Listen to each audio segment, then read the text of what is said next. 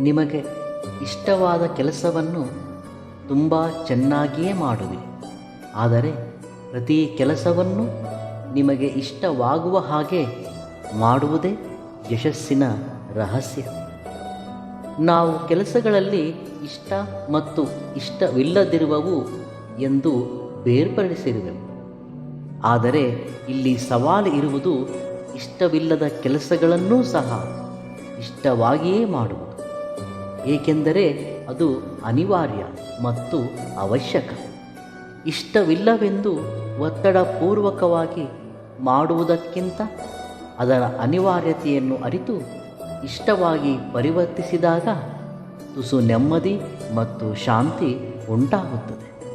ಅಸಲಿಗೆ ಈ ಕಲಿಯುಗದಲ್ಲಿ ಕೆಲವರಿಗೆ ಜೀವಿಸುವುದೇ ಕಷ್ಟವಾಗಿದೆ. ಆದರೂ ಜೀವಿಸುವರು, ಏಕೆಂದರೆ ಜವಾಬ್ದಾರಿ ಅದುವೇ ಜೀವನ.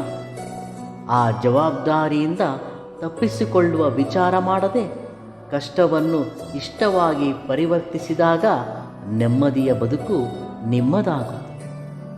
ಯಾವುದೇ ಕೆಲಸವನ್ನು ಸಾಧಿಸಬೇಕೆಂದರೆ ಪರಿಶುದ್ಧತೆ, ಸಹನೆ, ದೃಢತೆ ಮತ್ತು ಪ್ರೇಮ ಇವಿಲ್ಲದೆ ಯಾವುದೇ ಕಾರ್ಯದಲ್ಲಿ ಯಶಸ್ವಿಯಾಗಲು ಸಾಧ್ಯವಿಲ್ಲ ಎಂಬುದನ್ನು ನೆನಪಿಟ್ಟುಕೊಳ್ಳಿ.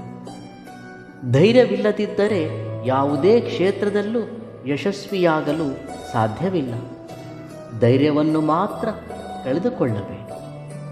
ಮನುಷ್ಯ ಯಾವತ್ತೂ ಕೂಡ ಖಾಲಿಯಾಗಿ ಇರಬಾರದು. ಇದರಿಂದ ಕೆಲಸಕ್ಕೆ ಬಾರದ ಆಲೋಚನೆಗಳಿಂದ ಅಜ್ಞಾನಿಯಾಗುವ. ಕೆಲಸವಿಲ್ಲದ ವ್ಯಕ್ತಿಯಲ್ಲಿ ಬೇಡದಿರುವ ವಿಚಾರಗಳು ಆತಂಕವನ್ನು ಉಂಟು ಮಾಡುವ. ಕೆಲಸವೆಂದರೆ ದುಡಿಮೆಯೊಂದೇ ಅಲ್ಲ. ದೇಹ, ಮನಸ್ಸು ಮತ್ತು ಬುದ್ಧಿ ಕ್ರಿಯಾಶೀಲವಾಗಿರುವ ಯಾವುದಾದರೂ ಕೆಲಸವನ್ನು ಕೈಗೊಳ್ಳುವುದರಿಂದ ಆರೋಗ್ಯ, ನೆಮ್ಮದಿ ನಿಮ್ಮ ಕೈವಶವಾಗುತ್ತದೆ. ನಿನ್ನ ಹಿಂದೆ ಏನಿದೆ ಮತ್ತು ನಿನ್ನ ಮುಂದೆ ಏನಿದೆ ಅನ್ನುವುದು ನಿನಗೆ ಅನವಶ್ಯಕ. ಆದರೆ ನಿನ್ನ ಒಳಗೆ ಏನಿದೆ ಎಂಬುದು ತುಂಬ ಮುಖ್ಯ. ಆತ್ಮವಿಶ್ವಾಸವನ್ನು ಮಾತ್ರ ಕಳೆದುಕೊಳ್ಳಬೇಡ. ಏಕೆಂದರೆ ನಿನಗೆ ಅಸಾಧ್ಯವಾಗಿರುವುದು ಯಾವುದೂ ಇಲ್ಲ. ಸಹನೆ ಅನ್ನುವ ಒಂದು ಗುಣದಿಂದ ಅಸಾಧ್ಯವಾಗಿರುವುದನ್ನು ಸಾಧ್ಯ ಮಾಡಬಲ್ಲರು. ಜೀವನದಲ್ಲಿ ಒಂದನ್ನು ನೆನಪಿಟ್ಟುಕೊಳ್ಳಿ: ಯೋಚಿಸದೆ ದುಡುಕಿ ಯಾವುದೇ ಕೆಲಸವನ್ನು ಮಾಡಬಾರದು. ಅದು ನಿಮ್ಮ ಪತನಕ್ಕೆ ಕಾರಣವಾಗುತ್ತದೆ. ಸಹನೆ, ಪ್ರೇಮ, ನಿಜಾಯಿತಿ ಇವುಗಳು ನಮ್ಮ ಆಯುಧಗಳಾದಾಗ ಪ್ರಪಂಚದಲ್ಲಿ ಯಾವ ಶಕ್ತಿಯೂ ನಮ್ಮನ್ನು ತಡೆಯಲು ಸಾಧ್ಯವಿಲ್ಲ. ಮನುಷ್ಯನಲ್ಲಿ ಅಶ್ರದ್ಧೆ, ತಿರಸ್ಕಾರ ಅನ್ನುವುದು ಜೀವನದಲ್ಲಿ ಸಮಸ್ಯೆಗಳನ್ನು ತಂದೊಡ್ಡುತ್ತದೆ. ಎಲ್ಲಿ ಅಶ್ರದ್ಧೆ ಇರುತ್ತದೆಯೋ ಅಲ್ಲಿ ಯಶಸ್ಸಿಗೆ ದಾರಿ ಇರುವುದಿಲ್ಲ. ಬಹಳ ವ್ಯಕ್ತಿಗಳ ಅಪಜಯಕ್ಕೆ ಅವರಲ್ಲಿ ಹಾಸುಹೊಕ್ಕಾಗಿರುವ ಅಶ್ರದ್ಧೆಯೇ ಕಾರಣವೆಂದರೆ ತಪ್ಪಾಗುವುದಿಲ್ಲ. ನಾವು ಮಾಡುವ ಕೆಲಸದಲ್ಲಿ ಎಷ್ಟು ಶ್ರದ್ಧೆ ಇರುತ್ತದೆಯೋ ಅಷ್ಟು ಯಶಸ್ಸು ನಮ್ಮದಾಗುತ್ತದೆ. ಇದಕ್ಕೆ ಕಾಯಕವೇ ಕೈಲಾಸ ಎಂದು ಹೇಳುವುದು. ಬರೀ ಕೆಲಸ ಮಾಡಿದರೆ ಕೈಲಾಸ ಆಗುವುದಿಲ್ಲ. ಜೊತೆಯಲ್ಲಿ ಶ್ರದ್ಧೆಯಿಂದ ಕೂಡಿದ ಕಾಯಕ ಆಗಬೇಕು. ಅದು ನಿಜವಾದ ಕೈಲಾಸ. ಜೀವನದಲ್ಲಿ ಒಂದನ್ನು ಯಾವತ್ತೂ ನೆನಪಿಟ್ಟುಕೊಳ್ಳಿ: ನಮ್ಮನ್ನು, ನಮ್ಮ ಜೀವನವನ್ನು ತೀಡಿತಿದ್ದುವುದು ನಮ್ಮ ಒಂದು ಆಲೋಚನೆಗಳೇ. ಉನ್ನತವಾಗಿ ಯೋಚಿಸಿ, ಉನ್ನತವಾಗಿ ಜೀವಿಸಿ. ಉನ್ನತವಾದ ವಿಚಾರಗಳು ಮನುಷ್ಯನನ್ನು ಎತ್ತರಕ್ಕೆ ಕೊಂಡೊಯ್ಯುತ್ತದೆ. ಯಾರ ಯೋಚನೆಗಳು ನಕಾರಾತ್ಮಕವಾಗಿ ಇರುತ್ತವೆಯೋ ಅವರಿಗೆ ಪ್ರಪಂಚವು ನಕಾರಾತ್ಮಕವಾಗಿಯೇ ತೋರುತ್ತದೆ. ನಿನ್ನ ಆರ್ಥಿಕ ಸ್ಥಿತಿಗತಿಗಳು ಹೇಗೇ ಇದ್ದರೂ ನಿನ್ನ ಆಲೋಚನೆಗಳು ಮಾತ್ರ ಉನ್ನತವಾಗಿ ಇರಲಿ. ಪರಿಸ್ಥಿತಿಗೆ ತಕ್ಕ ಹಾಗೆ ಆಲೋಚನೆಗಳು ಬದಲಾಗಬಾರದು.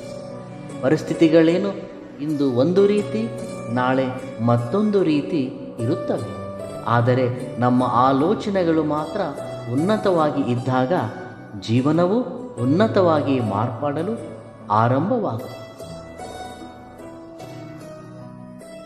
ಪರಿಸ್ಥಿತಿಗಳು ಮನುಷ್ಯನ ಹದ್ದಿನಲ್ಲಿ ಇರುವುದಿಲ್ಲ, ಆದರೆ ಪ್ರವರ್ತನೆ ಇರುತ್ತದೆ ನೋಡಿ, ಅದು ಮನುಷ್ಯನ ಹದ್ದಿನಲ್ಲಿ ಇರುತ್ತದೆ. ನಿನ್ನ ಪ್ರವರ್ತನೆ ನಿನ್ನನ್ನು ಉನ್ನತವಾಗಿ ಬೆಳೆಸುತ್ತದೆ. ಸೋಮಾರಿತನವೇ ಅಸಲಿನ ಪಾಪಕಾರ್ಯ. ಬಡತನಕ್ಕೆ ಮೂಲ ಕಾರಣ ಸೋಮಾರಿತನವೇ. ಹೇಳಿ, ಹಣವಿಲ್ಲದವನು ಬಡವನೇ? ಅಲ್ಲ, ಜೀವನದಲ್ಲಿ ಒಂದು ಆಶಯವನ್ನು ಹೊಂದಿಲ್ಲದವನು ಬಡವನು. ಆ ಆಶಯವನ್ನು ನಿಮ್ಮದಾಗಿಸಿಕೊಳ್ಳಲು ಶ್ರಮಿಸಿ, ನಿರಂತರ ಶ್ರಮಿಸಿ. ನಿನಗೆ ನೀನು ಹೇಗೆ ಒಳ್ಳೆಯದಾಗಬೇಕೆಂದು ಇಚ್ಛಿಸುವೆಯೋ ಹಾಗೆ ಇತರರಿಗೂ ಒಳ್ಳೆಯದಾಗಬೇಕೆಂದು ಇಚ್ಛಿಸು.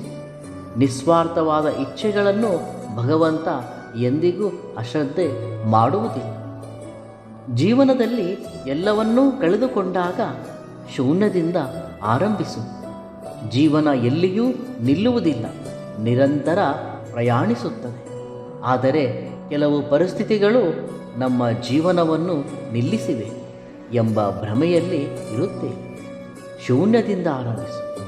ಇಲ್ಲಿ ಕೆಲವರು ಹಣ ಅಧಿಕಾರ ಇದ್ದರೆ ಉನ್ನತವಾಗಿ ಜೀವಿಸಬಲ್ಲೆವು ಎಂಬ ಭ್ರಮೆಯಲ್ಲಿ ಜೀವಿಸುತ್ತಿರುವರು.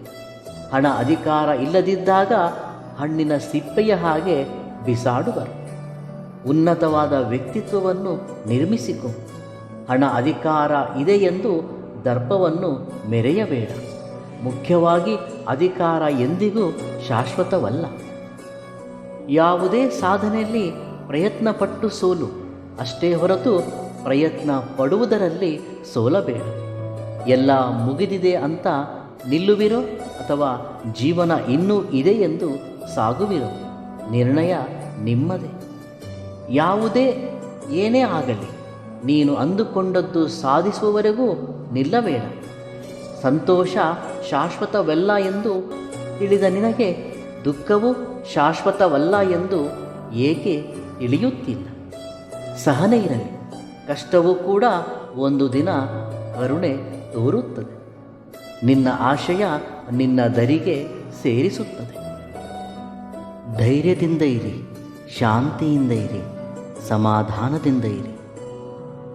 ಖಂಡಿತವಾಗಿಯೂ ಎಲ್ಲವೂ ಒಳ್ಳೆಯದೇ ಆಗುತ್ತದೆ. ಇವೆಲ್ಲವುಗಳಲ್ಲಿ ನಿಮಗಿಷ್ಟವಾದ ಸೂಕ್ತಿಯನ್ನು ಕಾಮೆಂಟ್ ಮುಖಾಂತರ ತಿಳಿಸಿ. ವಿಡಿಯೋ ಇಷ್ಟವಾದಲ್ಲಿ ಸಬ್ಸ್ಕ್ರೈಬ್ ಮಾಡಿ ಮತ್ತು ಲೈಕ್ ಮಾಡಿ. ಧನ್ಯವಾದಗಳು.